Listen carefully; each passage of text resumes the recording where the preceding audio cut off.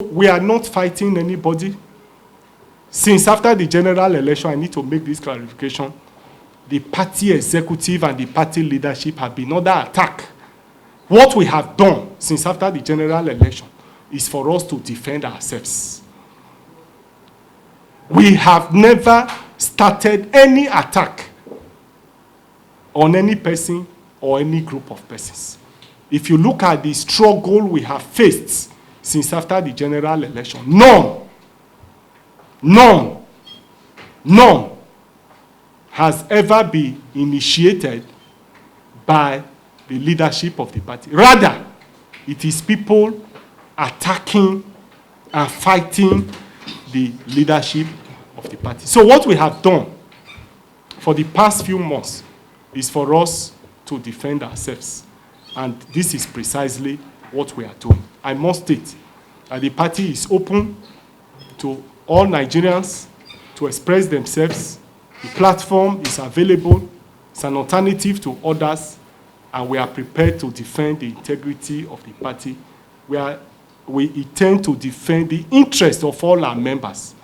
If the interest of any elected officers is in conflict, is under attack, I can assure you that we'll be all over the place to defend those interests. So we want to appeal to our colleagues that they should concentrate on governance and allow us manage the political party.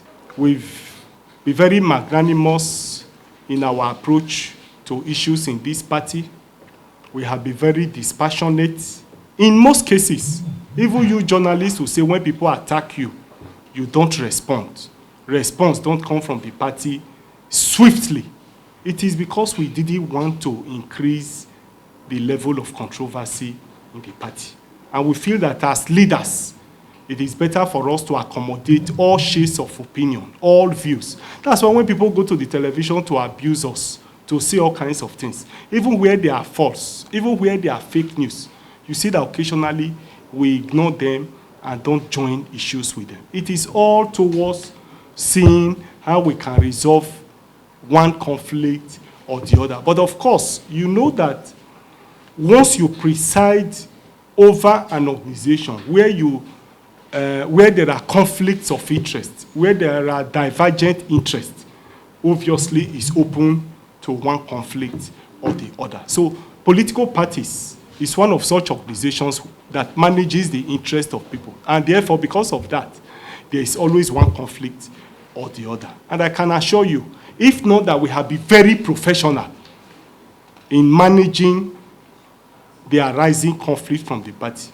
I'm sure that the party would have since exploded. But we have been very patient, we have been very dispassionate, we have been very persuasive, we have been appealing to people that whatever may be the imperfection, because there's no perfection in humanity, we should all come together to work and focus on the bigger picture.